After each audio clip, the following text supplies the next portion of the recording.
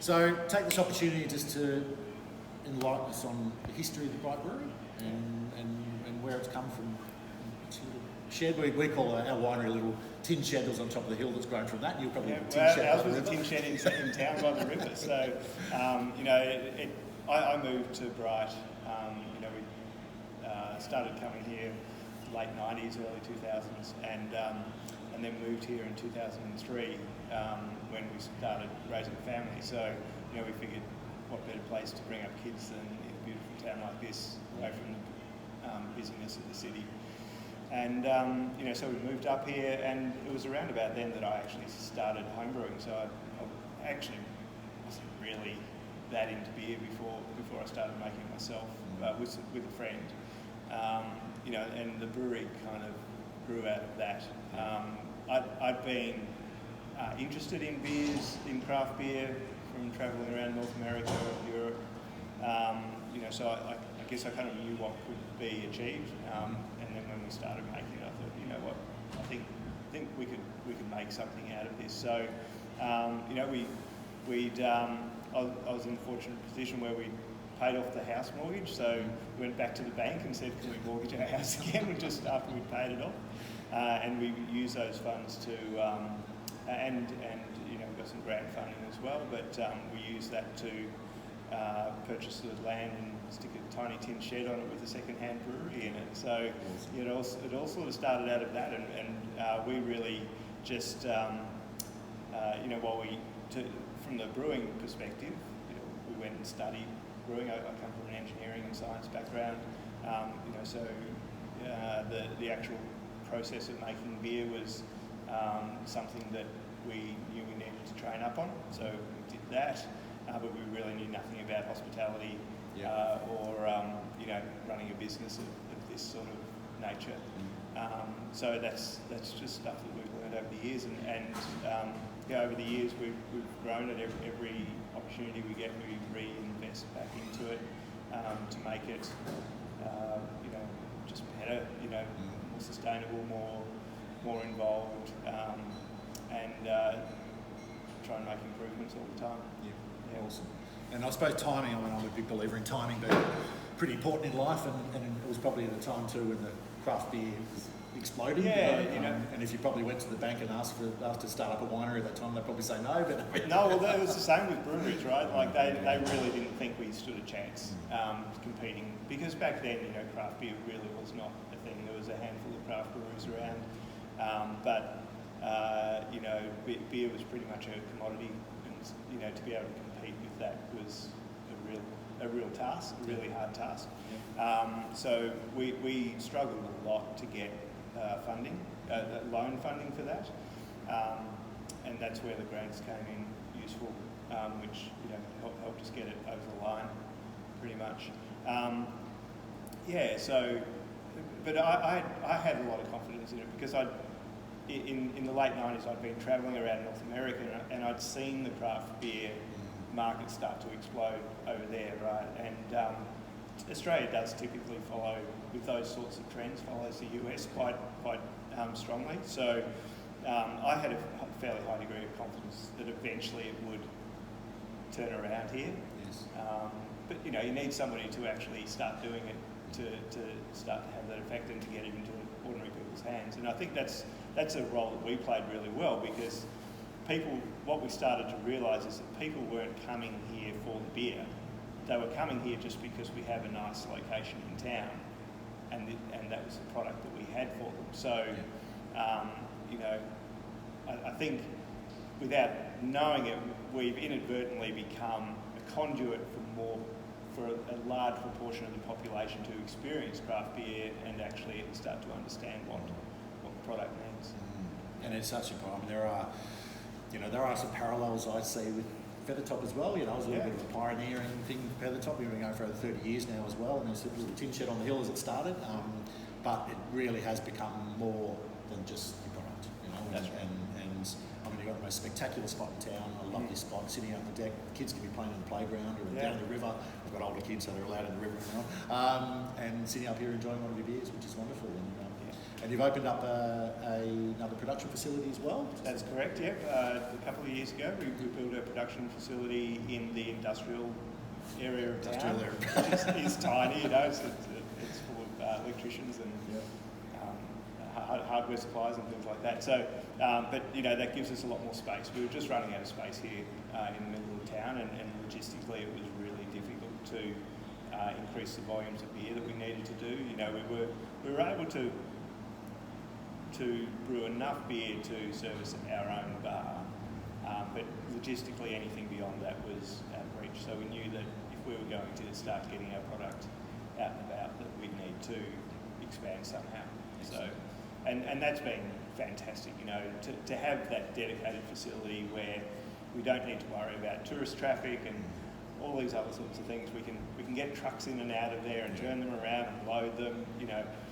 To not have those sorts of issues just means that we can become much more efficient in the way that we produce our products. And the brewers would love that too. Yeah, like it's double-edged because it means they're out on their own a little bit, you know, and I'm actually trying to move more of the administrative and sales staff out to that location as well, because we do have a lot more space out there. And as the venue gets busier, you know, it makes it more difficult for those people to operate here too. And we find that we're starting to get a bit of a disconnect between, you know, it's difficult to keep that connection between the brewing and the venue. So the more people can get out there seeing what the brewers are doing on a daily basis, the better. So that's one of my objectives, is to, you know, over the next 12 months or so, to try and get most of our team out there. Absolutely. So I mentioned before that collaboration is a big thing that, I mean, I've never known a community and an area that does so much collaboration as we do in the Alpine Valleys here, and I think that us at Feathertop and you at Bright Brewery really are at the forefront of it. A couple of the examples that we've got here of some direct collaboration that we do. I've had the privilege of producing some wines on behalf of Bright Brewery. We sort of created some wine labels, all named after iconic spots here out in the Alpine Valleys, Mystic White and Four Peak Chardonnay and the Snake Ridge. Anyone that's done mountain biking or hiking or sky running will know those names very well. Right. We also have a Clear Spot Cabernet, which we produce. So we produce 4 wines here under their own label, which is a joy for me too. And we sort of collaborated on the labels and stuff as well, which is really exciting. But some of the other things you do for the community and some of the sporting groups around, which a lot of people probably don't really know about because you don't shout it from the rooftops. But. No, and we should, you know, more I think. But you know, the reason I moved to this area was because of the fantastic adventure sports that are available in the area. You know, the skiing and hiking and mountain biking and all of those sorts of things that you can do. You know, it's just, there's so much out there, and so we realised that there's an opportunity there to you know, connect with that and make it an important part of what we do. So you know, we're very keen to support those types of activities. You know, we believe that that's the future of tourism for this town. I think it used to be very much a sightseeing town. Decades ago, you know, that people would come here to see the autumn leaves, they'd come here for festivals and things like that. But one thing about tourism, and especially seasonal tourism, is it's very difficult for businesses to sustain a high level of service when you have big fluctuations in visitation. So the more consistent you can make the visitation, if you can even it out throughout the year, it means that you can staff more appropriately, and you can therefore provide a better level of service for the customers that are coming. Okay, and so to have these events and short periods of the year where there's high visitation and then be quiet for the rest of the year is not a model that works very well. It's very difficult to accommodate that from a business perspective. So that's one of the things we realised very early on. And our strategy for mitigating that is to try and build up visitation for year round. And one of the things that you can do that with is adventure sports, because right throughout the year there are all sorts of different sports you can come here and do. Especially the seasons we have here. That's right. You know, very fine seasons. You can come in winter for skiing. You can, you know, mountain biking you can do any time of the year. It doesn't matter if it's pouring rain and muddy. You know, like you just get a bit muddy. That's true. You know, so so things like that we're very keen to promote and see more of.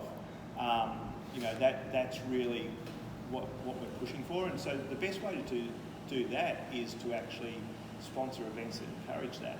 Sponsor things that encourage that. So, we just, for example, sponsored at the new mountain bike hub. We sponsored the service stand, right? So we just got bike pump and tools and things like that, because that helps the mountain bikers who are coming around. It gives them all of those little experiences, help to encourage them to come back again and feel that this is a town that cares about mountain bikers, right?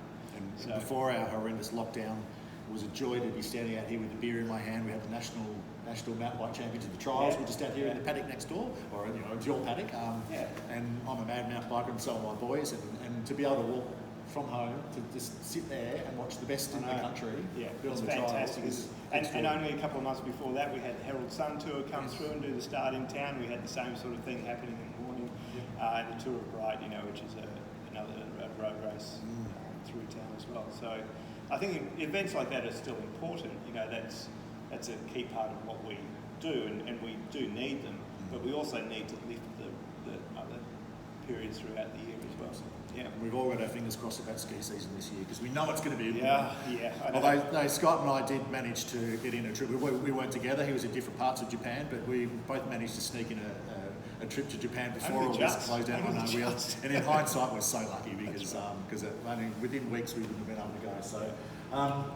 Due to our technical difficulties, we do have to cut this short a little bit today, but we are definitely going to talk about some beers, and I'd really like to talk about a couple of your beers. So these over to you.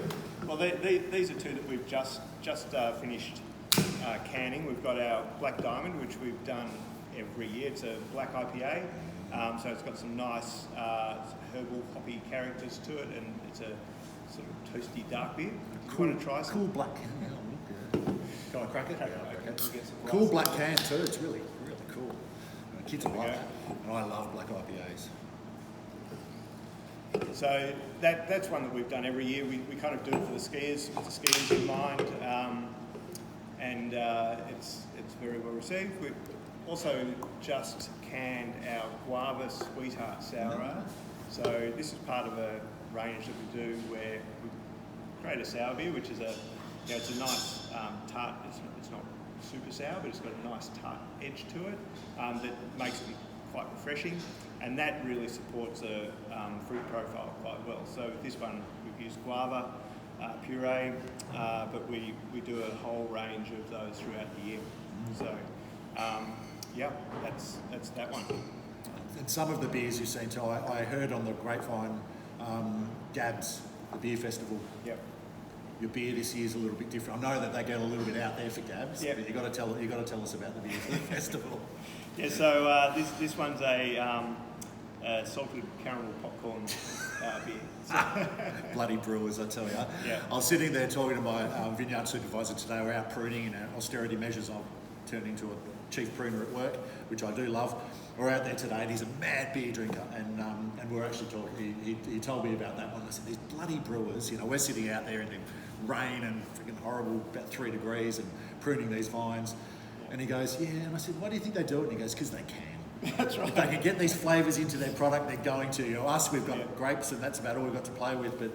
But it is. I do love the experimentation with that. I find it fascinating. And that's one of the things I love about it too. I actually grew up living opposite a winery on the Mornington Peninsula, and so I was involved with the winemaking process and the harvest and things like that. And I was really drawn to it. I loved the whole idea of making wine, and I thought, one day I'd love to be a winemaker. Yeah. But the hesitancy I had was just that it's so much work to get it set up and running, and also you need to understand really what's going on with the fruit and growing, and you're a farmer first really, and you make wine as well, right? Yeah. Whereas with a brewer, you don't need to be the farmer part. No. So it just saves it. It saves all of that setup and that side of it. But what we didn't realise early on was that you also have so much more flexibility. You know, like we can pretty much order just about any ingredients that we want and put them together to make a beer. And so the amount of creativity that we can bring to the table is phenomenal. You know, and especially when you start looking not just different types of malts and different types of hops, and then adjuncts like fruit and popcorn, you know, things like that you can add to supplement the flavours. But then you start to look at different types of yeasts and bacteria that you can use to ferment it, right? Which is what we're doing with the sour beer, where it creates a whole different flavour to what people are used to normally experiencing with beers. All right, it gives you that tartness that you would normally get in, say, like a white wine, like a Saint Blanc or something like that. You know, that sort of edge, that refreshing edge that you get to a white wine. We can now get that in beer. You know, by carefully controlling the fermentation process and bringing in other organisms that change that flavour profile. It's amazing, isn't it? I always thought winemaking there's an element of mad scientist to it involved, but there certainly is in brewing. One thing that I do struggle with, I must admit, is in the wine industry we've got this spoilage yeast called Brettanomyces, which we have been trying for a long time to get rid of. It's a worldwide issue, gone through just about every winery in the world. It's one of the hardest things to kill, and it's a spoilage yeast, and it lives in wood, so it loves oak barrels. And we have been trying our damnedest in the industry to get rid of this, because when it's fairly overt, it's one of it's like having a mouse cage in your mouth. It's one of the most horrendous characters, but brewers love it. And obviously, when they it's do amazing things with they beer. can. So and when if it's you've got in any small affected amounts. barrels, just you know who wants it. So I got all these brewers ringing me up saying, "You got any Brettanomyces barrels?" I said, "If we did, we would have burnt the bloody things, you know." But I actually do. I've been trained to hate Brettanomyces, and I've actually got a really low threshold to it. But I'm actually starting to really enjoy its complexity in beer when it's done subtly, obviously properly, like anything. But I find it quite ironic that it's exploding in the beer industry. But isn't it amazing how different that effect can be with the different products, you know, and if it's handled properly, and it is something that doesn't automatically work with beer. You know, there's a whole another realm of science behind how those bacteria work and those strains work on beer. You know, to the point where you know, some of the beers that are made this way are completely undrinkable for the first few years. And then the way the process works is that they break down to a point where they then become drinkable after a few years, you know, because that's just how long some of these, the fermentation process with these organisms works. Yeah, it's amazing. I love it. Yeah, in a future life, I want to be a brewer myself, actually. So I don't know if there's enough time in my life to do it all, but anyway, we'll do this. It's delicious too, by the way. So it's got this really lovely richness to it, this darkness to it as well, but without it being cloying and overpowering. And I'm a really big fan of this beer. It's my sort of beer. I'm not a massive beer binging person. I don't sit there having 9 beers in a row, but I love beer. I think one of the reasons this works quite well is because we've taken, you know, what is essentially a stout, or a light stout, and to take that sort of harsh edge off the dark malts that are used in it, you know, giving it a nice hop aroma to offset that. So it kind of tricks your brain into making it feel smoother and it does. It actually is. So and it probably is, it seems more, you know, warmer in the mouth too, and it probably is, to be honest with you, with that richness as well. So it's absolutely delightful beer. So as we're still in our little semi-COVID lockdown at the moment. We're waiting for someone to flick a switch and say that we can do some overnight travel. That's something that obviously will heavily affect our town, when people can actually come and stay in our town again, which will be really nice. So we're getting all prepped up. I'm looking at your seating plan around the brewery at the moment. It's pretty sparse, but that's probably going to be the reality. What can we cater for? 1st of June, I think we can cater for 20 people. 20 people, which in a space like this is going to be a lot of room in here, but it's, that's you right. have to book a time probably. And at least it'll be a starting point. Right? Yeah. Oh, absolutely. We all know that this is necessity, and but we are very much looking forward to seeing people back in our town. I know that you're open at the moment for takeaway business, but in the meantime, how can people see and get your products? Well, we're doing free delivery in Melbourne and the local area here. We're doing free delivery and also free delivery on orders over $100. So if you were to order a couple of cases or one of the more expensive beers, then there's no, we can send it to you without any postage costs there. Otherwise, look, we're rolling out around bottle shops around Melbourne and also the area here too. So look out for our beers. If your local doesn't have it, then ask for it. Yeah, absolutely. Go to your local and say, why don't you have it? But obviously jump on Bright Brewery's website too, and there's all the information there. Similar to our wonderful website at Feathertop Winery, www.feathertopwinery.com.au for anything. We will, as I said, continue our little series of producers. Apologies about the technical issues today. I'm blaming the fact that it's miserable outside and it wasn't meant to work today. But we will try and get it up live next time so that we can have a bit more interaction. Maybe we'll even do another one out here one day. It'd be nice to do it during the light hours and sit out there. Do it on a sunny day. Do it on a sunny day at the deck in the Alpine Valleys. That's what it's like most of the time. Like, this is just an aberration. Absolutely. Well, I was printing in a t-shirt yesterday out in the vineyard, so it was virtually the last stunning. week has been beautiful weather. It has been beautiful weather. But thanks for joining me today. We look forward to getting our town back to normal. We look forward to seeing what Bright Brewery brings us soon, both in can and also on venue here. Thanks for joining myself. Thanks for Scott. Thank you very much. And we'll speak to you soon. Cheers. Bye for now.